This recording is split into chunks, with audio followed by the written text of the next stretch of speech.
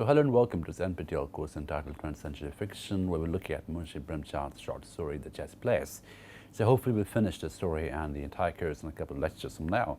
So I'll just go back to the point in which we left off last time. We're obviously talking about the two men, the two very irresponsible men who spend all the time indulge in playing chess, taking them away from all kinds of homely, domestic, political, cultural, social responsibilities. So the game of chess becomes a very symbolic departure from all responsible action, from all responsible activity. And right at the very inception of the story, we were told that the kind of culture which is projected here in Lucknow and this kingdom was one of indulgence, was one of hedonism, was very Epicurean in many ways. So there's no real responsibility at a political level, at a social level, at a cultural level.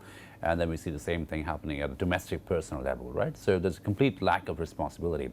And what that does is, obviously, it makes the condition of women even worse, because obviously they're marginalized as women. They don't have any real agency in a political space. They don't have access to any privilege. They don't have access to any money or any political position or power. But what gets even worse, what makes it even worse, is how they're treated inside their own homes. So the whole idea of sending away the woman from the chess room becomes a very symbolic gesture. It's like sending away the woman from the public space, because the chess room over here becomes a quasi-public space in the house. So even inside the house, we have different mappings, different discursive spatial mappings, right? And the spatial mapping is important in terms of location. So who has access to what space? The women that do not have access to the drawing room, which is a space of divan khana, which is a space where the men come and play chess, when the men come and talk about the important things in the world, right? So the women stay inside, they send the messages to servants, to the divan khana, etc. So the point in which we stopped last time, we find that how Mirza's wife actually enacts a very subversive gesture by walking in the divan khana and toppling the chessboard. And Mir obviously was away. Mir had slunk away out of fear, and Mirza had gone out to get some medicine for his wife, and then she had come in at that point and basically toppled the whole boat, and that becomes obviously a subversive act. And the act of subversion here is obviously couched in gendered quotient, right? And now we find that the replication of this is quite tragic. The replication of this is quite sad and quite it's reflective in a way of the condition of women at that point of time. So we'll just come back to the text, and this should be on your screen. Mirza Sahib said to the Begum, "You have been terrible." The Begum retorted, "If Mirza Sahib comes here, I shall drive him away from the doorsteps. Had he devoted half himself to God like this, he would become a saint. You keep playing chess, and I'll remain enslaved in a domestic course. Are you going to the Hakim, or are you still unwilling?" Right, so the Hakim, obviously being the doctor, the local doctor, that she's sending him to get some medicine for a headache. Now, obviously, Mir over here is a senior person, and as we were told, is a hierarchical chain of command, a hierarchical chain of order and chain of prestige. So it's a very feudal culture. Mir is several notches above Mirza. So technically, according to Mirza, Mir comes to play chess, and Mirza cannot refuse because he's high up in the ladder.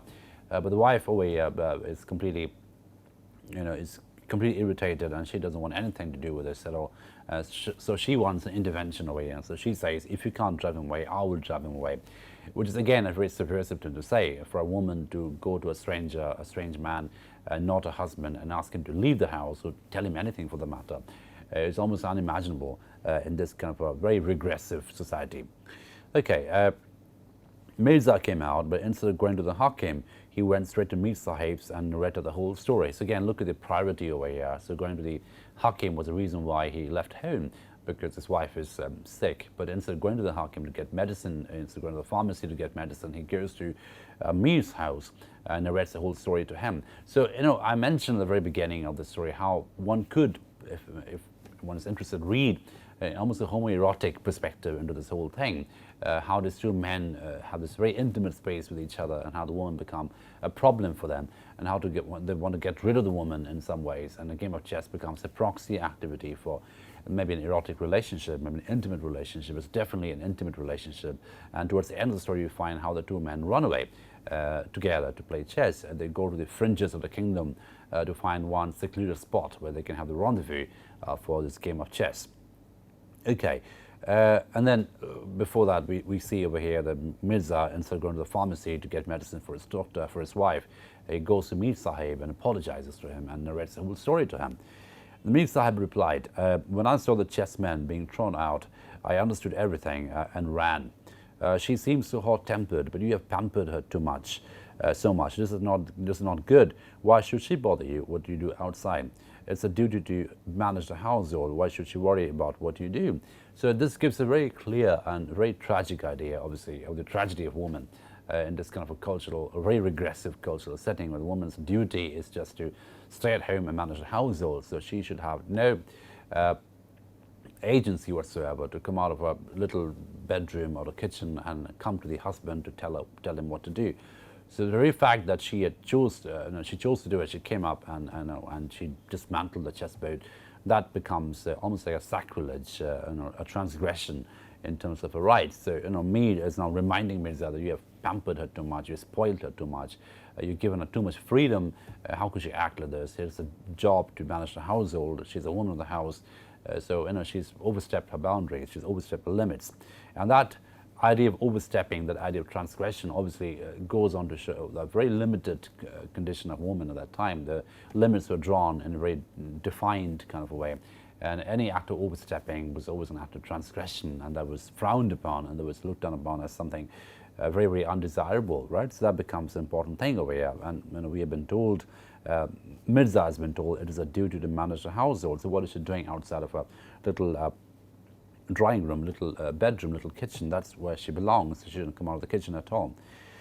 Never mind, said Mirza, where should we play now? Why worry? This is a big house, we can play anywhere here. So again, this game of chess, and it's almost like, if you remember, we did Eliot's Wasteland.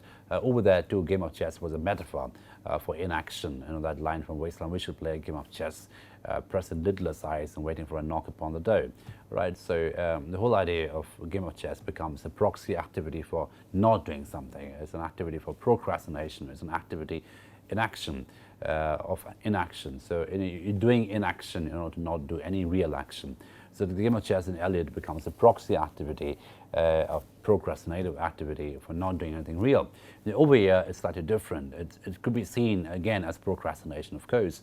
It's something that doing not to do anything else, but then also there's a degree of almost erotic pleasure, almost an intimate pleasure in terms of finding out a space where they can play a game of chess. And now the two lovers, almost lovers, they're telling each other, now that we've been ousted from one house, the guardian saw us and asked us to go away, where should we play now? And then Mir says, oh, well, this is a big house, we can play anywhere here. But how shall I make the Begum accept this? When I sat at home, she kept on creating trouble. Now if I sit here, she won't let me breathe. Let her shout, she'll get used to it in a few days, but from now on onwards, it'll be just be a bit tough with her. So again, look at this is like a complete man talk, a very regressive, disgusting man talk, where one man tells another man, you're just letting a woman go too much, you're giving her too much of a, long leash. So control her, rein her in, make her, show her where she stands, to show her limits. So be hard on her, be tough on her, etc. So that kind of a rhetoric obviously is very, very offensive, but then it's also reflective of the culture of that time, where women had zero agents in a public space, but also in a private space. They were just supposed to carry out the duties for the pleasure of the husband. So they were just a property of the husband in terms of doing things, household chores, which had to be done only by the woman, where the husband was completely free to do whatever they wanted to outside the house, whoever they wanted to see, wherever they wanted to go, whatever they wanted to do. So he had absolute agency in a political space and a public space, but also in a private space, right? So this little conversation, despite the offensive quality, is a very authentic reflection of the culture of the time and the condition of women in that kind of culture. Okay. For some unknown reason, Mir Sahib's Begum preferred to have her husband away from home. That's why she never objected to Mir Sahib's love of chess, so much so that if Mir Sahib delayed going out, she would remind him, because it was Mir Sahib was under the impression or under the illusion that his wife was very courteous and sober. But when the chessboard was spread in the Diwan Khana and Mir Sahib stopped going out, the Begum became edgy. Her freedom was curtailed. She hardly had any chance to have a glimpse of the outside. Now, if you see the film, Shatan Shekilari by Satyajit Ray, we find that in that film it is very clearly shown that when Mir goes out of the house, his wife is having an affair with someone else. So his staying back in the house is now a problem for the wife. So it almost becomes comical in some respect.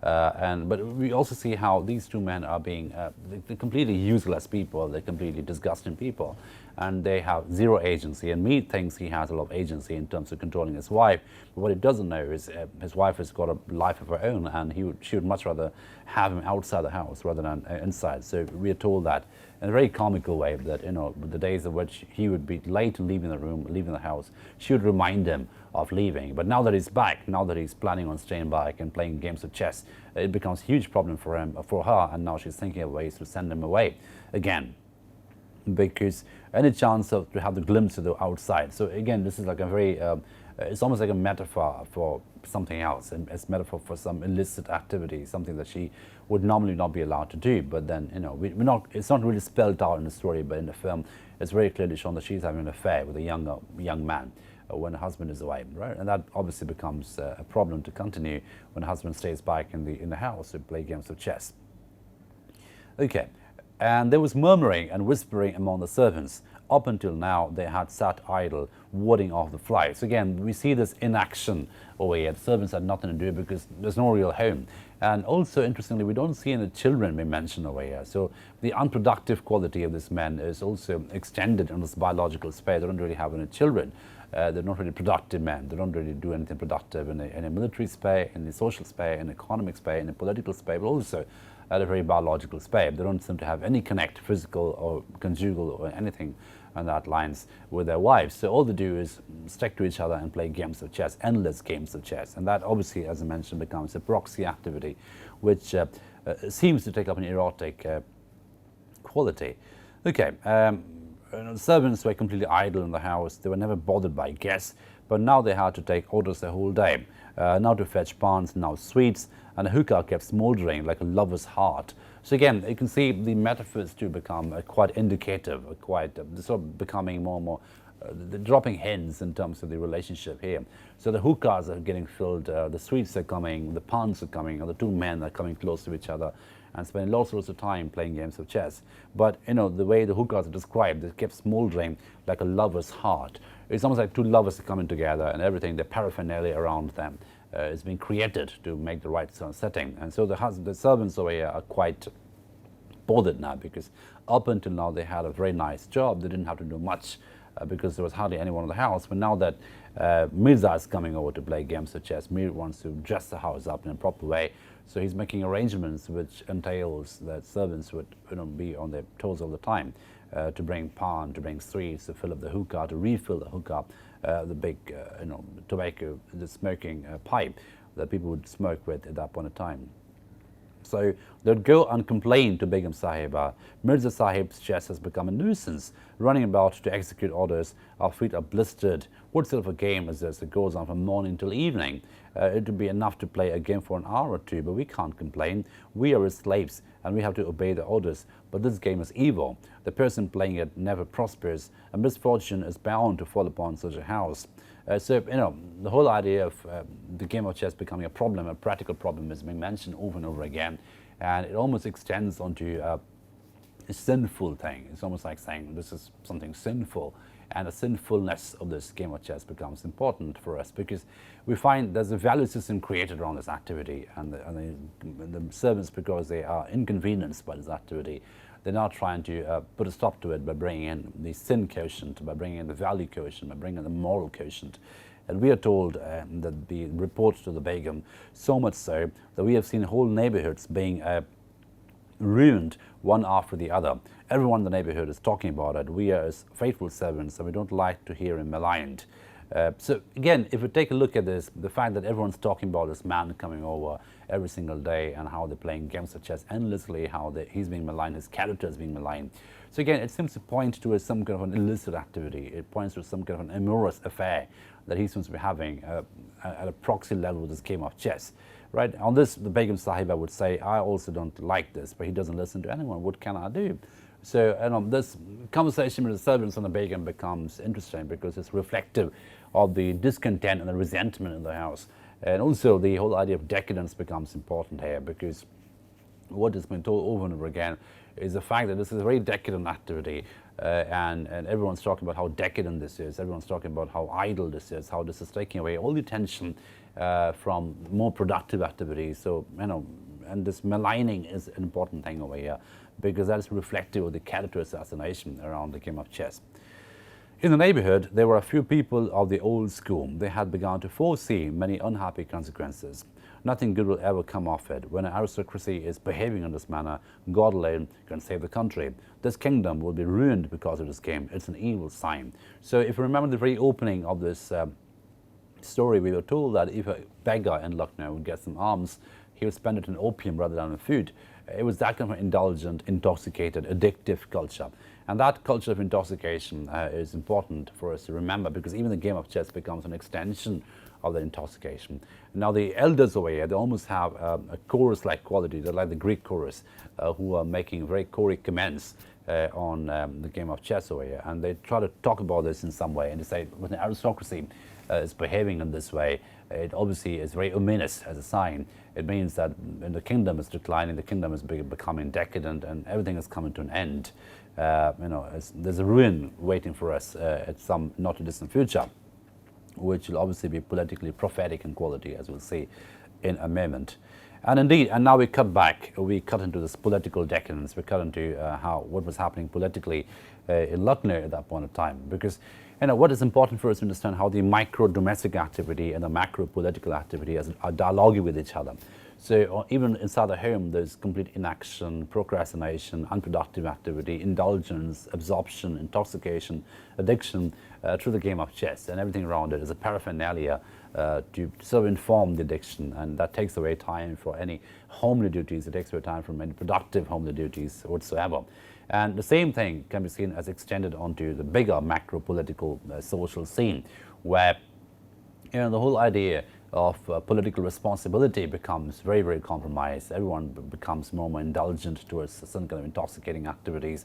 And financially, this is obviously heading towards a disaster. So as I mentioned at the very beginning of the story, this was a time where the British were beginning to get more and more involved politically, because the East India Company would lend lots of money to the kingdoms, and then they'd also see to it by getting more and more clout into the investment policies and the business policies, will begin to bleed the kingdom in terms of leading to its bankruptcy.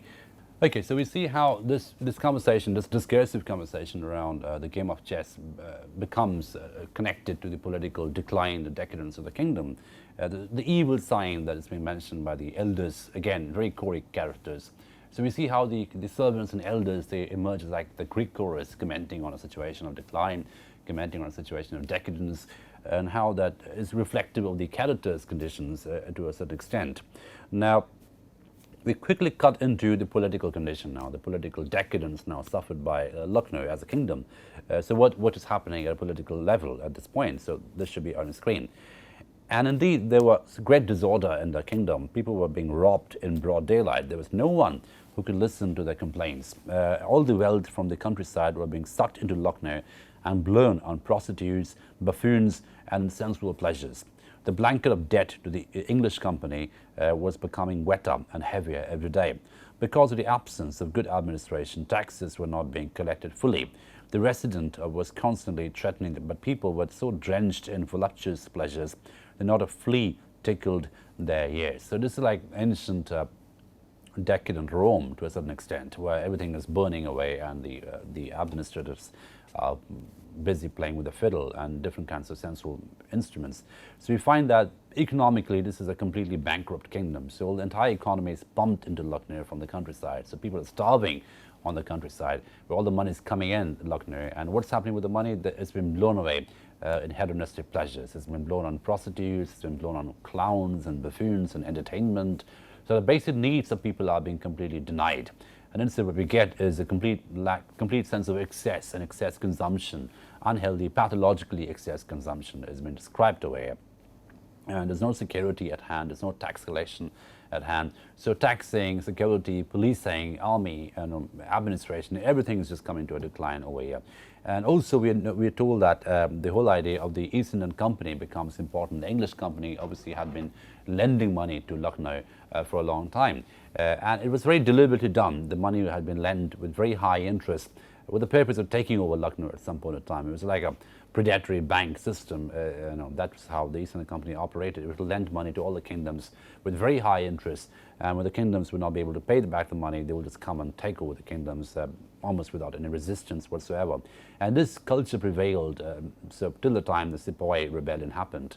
And as you can see, the British first came as traders, they started working as money lenders, but when they got more and more clout financially in these kingdoms, they also began to get involved politically. We started making political interventions, cultural interventions, policy interventions. So everything was catered and customized to suit the British needs.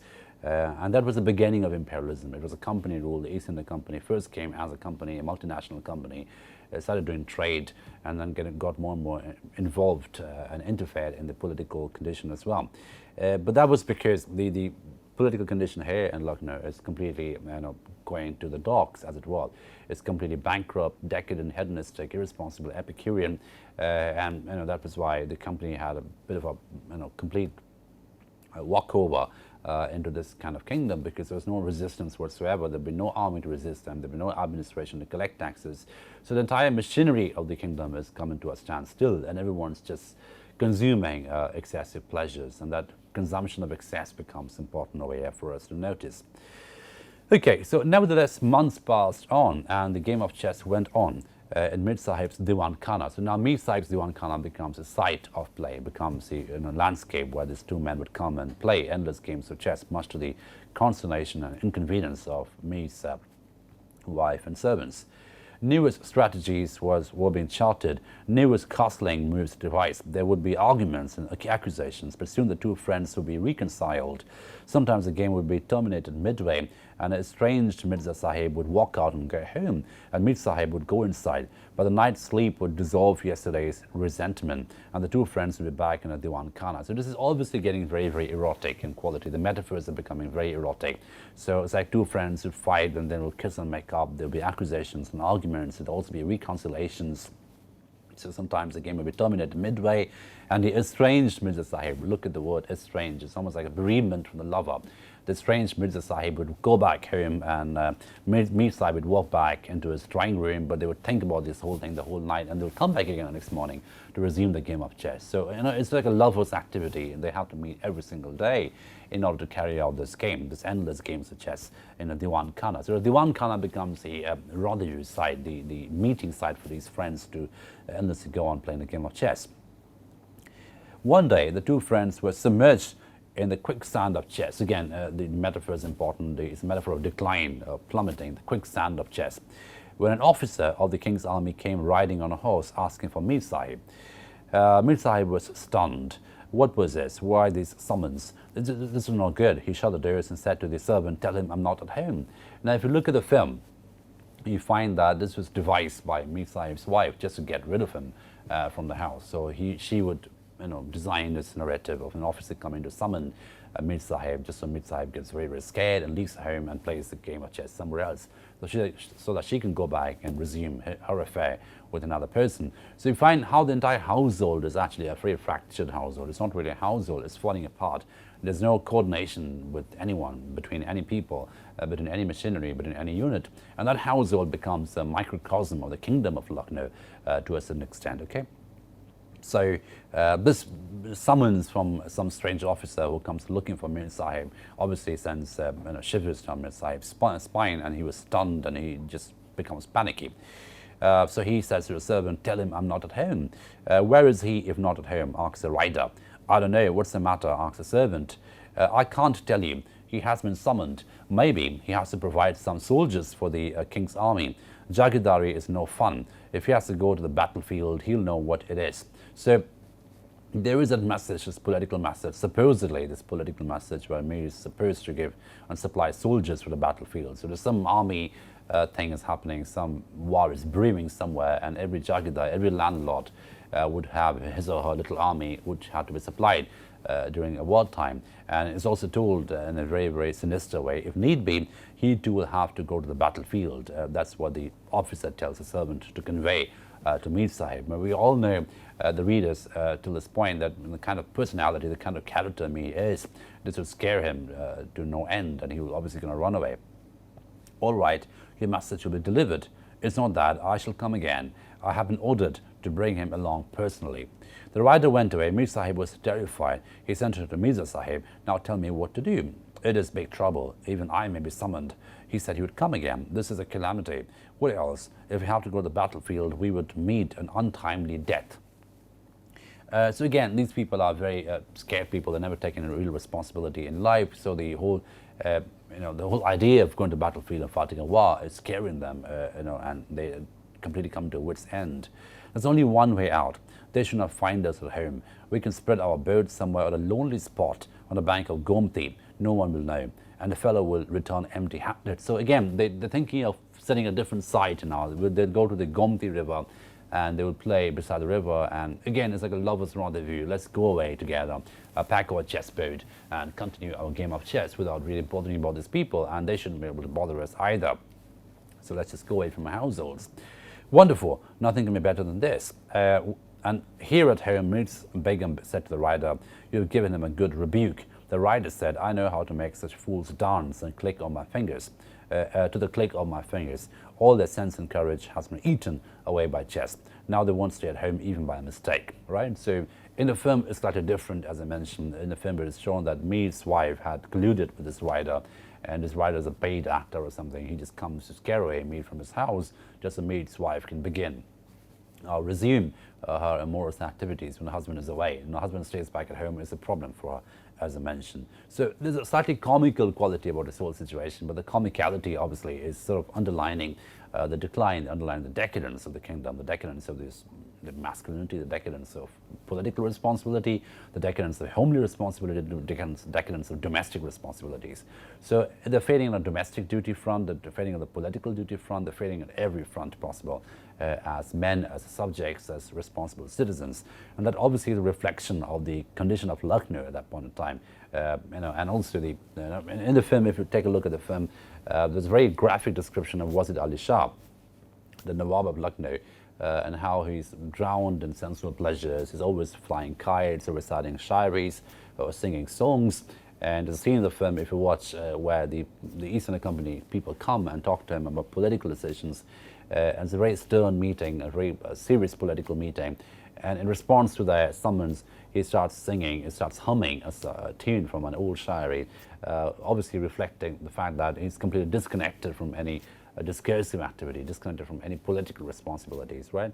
So Wazir Ali Shah becomes a very prominent figure in the film, and it's a very symbolic presence of the decline and decadence that Lucknow was experiencing politically and culturally at that point of time. Okay, from the next day, both the friends would leave their homes before dawn. With a small mat under their arms, holding a box full of pans, the two friends would make their way across the river Gomti to an old deserted mosque that had been built perhaps by Asafuddin Ullah. And again, that movement is very important. They're moving away from the center to the margins.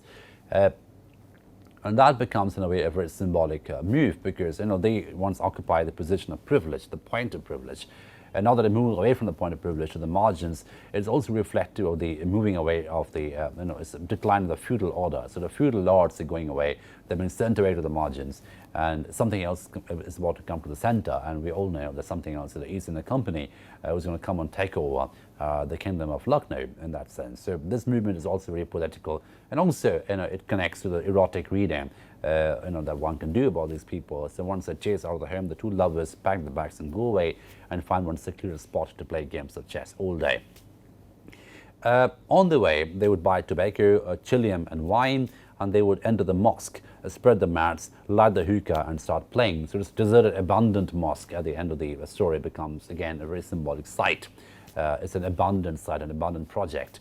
And obviously the center is going to be filled with a different kind of powerhouse now, a different kind of a political center now is coming into being. And also look at the metonymy markers. They're buying wine and tobacco, and they'll spread the mat inside the mosque and indulge in this hedonistic activity of drinking and playing chess inside the mosque. So that is obviously reflective of the very strong decadence these people are indicating and embodying with their behavior and their activities. Then they would forget the world. No other words except check and mate would come out of their mouths. No yogi would be so focused on his meditations as these two. When in the afternoon they felt hungry, they would go to an eatery and eat something, smoke the hookah for a while, and then restart their play. Sometimes they would even forget to eat. So the degree of absorption is so strong that they would completely forget every other duty, every other biological needs. They even forget eating at some point in time, right? So they would go and smoke hookah, come back, eat something, or sometimes they wouldn't even eat at all. They would be so addicted to the game of chess. So the entire chess playing game over here, the entire game of chess over here becomes, like I mentioned before, it's a ludic landscape, but also as a symbolic site of absorption, a complete absorption, narcissistic absorption, where it takes away all your responsibility, it takes away all your focus and energy from any real engagement with the real world outside. And then we connect it to the political tumult which is happening, and the political decline and decadence is taking place over here in the kingdom as the two men are running away from the household. So the two narratives are connected to each other, as you can see. On the other side, the political situation in the kingdom was deteriorating every day.